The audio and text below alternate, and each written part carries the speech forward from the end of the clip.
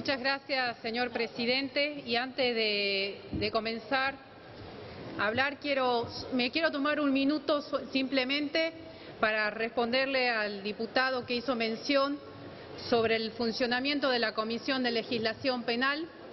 Es mentira lo que dijo. En ningún momento la comisión quiso sesionar sin quórum. Ese día estábamos esperando y yo pregunté a los diputados presentes si podíamos esperar a los demás diputados, porque ese día fue un día donde el tema de los aviones fue complicado por el mal tiempo. Simplemente por eso, no fue así. Así que es mentira, es falaz lo que dijo. Y yendo ya al tema que nos convoca, el proyecto sobre la protección de derechos y garantías de las víctimas de delito, un proyecto presentado por el diputado Massa, la diputada Camaño, la diputada Alejandra Martínez y el diputado Petri, que cada uno de ellos han aportado y se ha podido trabajar en forma consensuada y elaborada el proyecto que hoy tenemos acá y traemos hoy acá en el recinto. Fue algo trabajado, fue algo pensado, fue la búsqueda de consensos para poder terminar y concluir con el proyecto que hoy estamos por tratar y que vamos a aprobar. Es, sin lugar a duda, poner fin a un paradigma que estaba oculto en nuestro país, que hacía tiempo se venía hablando sobre el tema de las víctimas, pero no se había establecido absolutamente nada. El rol de la víctima en el proceso penal parece ser una cuestión compleja, que si bien ha resurgido en la actualidad, ha sido analizado desde hace ya varias décadas. Digo que es compleja porque es objeto de estudio de diferentes ciencias, entre las que se encuentra la criminología, el derecho penal sustantivo y el derecho procesal penal. Actualmente se conoce una rama de la criminología que estudia el tema de una manera detallada, de una manera específica, que se llama o se denomina victimología, la cual actúa con otras ciencias, como es la psicología, las ciencias exactas y también la sociología. Diversos autores han dedicado en la materia y han enfocado el estudio de este problema, el problema del sistema penal en su conjunto, de los fines que persigue, de las tareas que abarca dentro del derecho penal y por sí los medios a su realización para alcanzar los fines y cumplir las tareas y de poner a disposición a través del derecho procesal penal. En síntesis, se trata de un problema de política criminal común al que debe dar solución el sistema en su conjunto. Por eso hablamos de esta confluencia de ciencias que intervienen en forma directa en su determinación. Y ya yéndonos al artículo 1, hablamos que el artículo 1 dispone que será una ley de orden público, optándose por la implementación de una ley especial, modificando el régimen procesal penal en la medida que define el concepto de víctima ausente en el Código Procesal Penal vigente. Por eso entendimos que al hablar de los derechos de las víctimas nos estábamos remitiendo en forma directa a un derecho de fondo y no de forma, dado que en caso contradictorio estaríamos violentando y vulnerando los principios de la libertad y de la igualdad. No podíamos dejar librado a que solo se incorporen a través de un código procesal a cada una de las provincias, sino que entendimos que tenía que ser algo que tenían que estar plasmado en el código de fondo, y así lo hicimos. En cuanto a las finalidades, se reconoce y se garantizan los derechos de las víctimas de delito, se reconoce la violación de los derechos humanos, en especial el derecho de asesoramiento, de asistencia, de representación. Se establece y se coordinan las acciones y las medidas necesarias para promover, para hacer respetar, para proteger, para garantizar y para permitir el efectivo derecho de las víctimas. Se introduce el concepto dado por ONU sobre lo que se entiende por víctima, algo que no estaba dentro de nuestro Código Procesal. y se entiende por víctima a toda persona que individual o colectivamente haya sufrido daños, inclusive lesiones físicas, mentales, o que afecten la libre disponibilidad de sus bienes jurídicos, sufrimiento emocional, pérdida financiera o menoscabo sustancial de sus derechos fundamentales como consecuencia de la comisión de un delito. Al cónyuge, al conviviente, herederos, hermanos por naturaleza o por adopción, a los tutores o a los guardadores, a las asociaciones o fundaciones en casos de crímenes de lesa humanidad o de graves lesiones a los derechos humanos, a los pueblos originarios, en fin, se hace una apertura sustancial de lo que se considera víctima. También se establece en un artículo los principios rectores que deben conformar y estar establecidos dentro de este nuevo régimen, como el principio de la dignidad, el principio de la buena fe, el principio de la debida diligencia, del enfoque diferencial y especializado según se refieran a distintas personas que por su vulnerabilidad, ya sea por su orientación sexual, etnia, condición de discapacidad, por sus características de ser personas mayores de edad, en fin, se tenga especial trato para estas personas.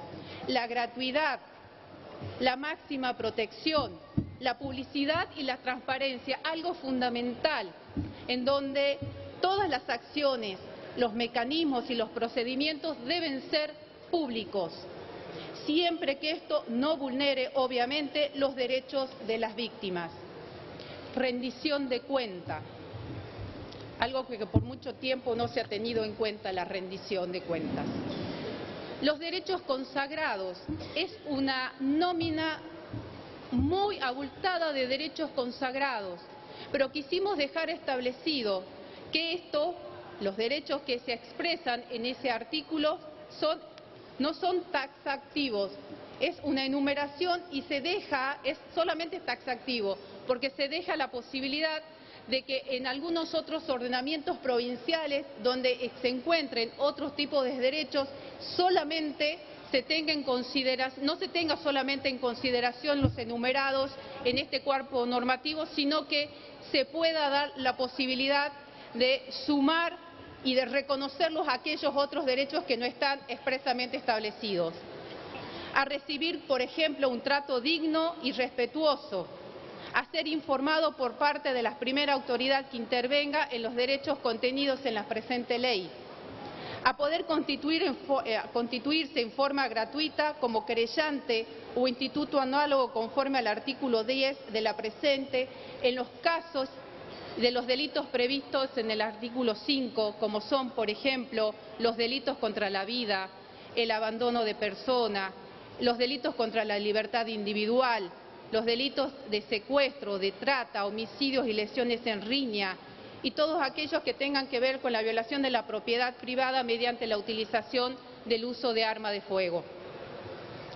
Asimismo, otra serie de derechos a ser notificados de las resoluciones y de algunos actos procesales que en muchas ocasiones lamentablemente no se habían hecho, los que dispongan el desistimiento, el archivo, la suspensión de actuaciones, las que dispongan la adopción de medidas cautelares personales que modifiquen, que atenúen, que supriman las ya dictadas, las resoluciones que pongan fin al procedimiento, en fin, una larga lista de aquellos derechos que hoy están reconocidos a través de esta ley. Hablamos de los derechos de la minoridad, hablamos de los derechos de la memoria, de la verdad y de la justicia que deben estar establecidos y que están establecidos dentro de este cuerpo. Decimos que toda víctima que haya sido reportada como desaparecida tiene derecho a que las autoridades competentes inicien de manera inmediata este tema de que había que dejar pasar 24 horas, 48 horas para empezar el tratamiento o empezar la búsqueda es mentira. No existe ningún cuerpo normativo donde diga que hay que establecer o dejar pasar un tiempo para empezar la búsqueda de una persona desaparecida. Esto incluye la instrumentación de protocolos en la búsqueda y conforme a la legislación aplicable.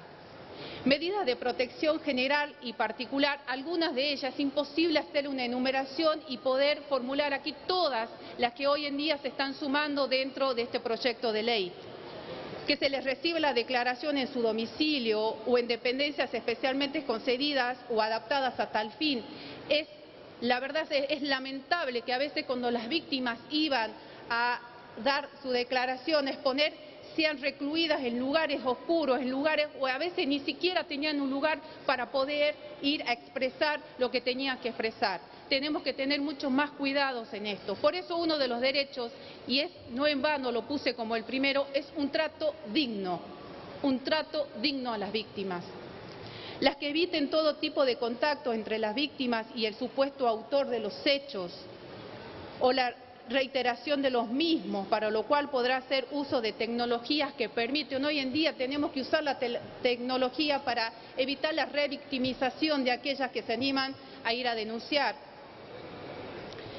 En casos de delitos contra la integridad sexual, violencia de género, contra la mujer, todos los derechos consagrados y reconocidos en la 26485, a recibir ayuda médica, psicológica especializada en los institutos públicos, ya sea del Estado nacional, provincial o municipal.